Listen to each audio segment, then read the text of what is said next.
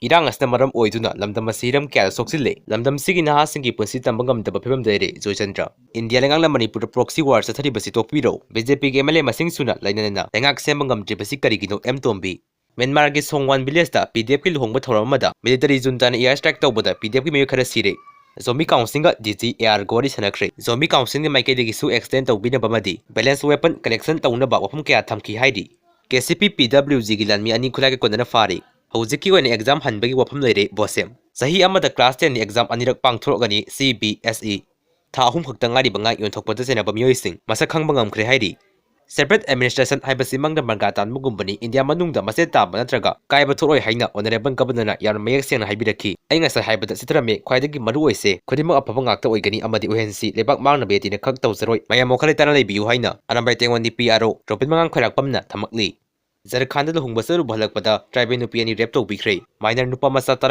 Fakhre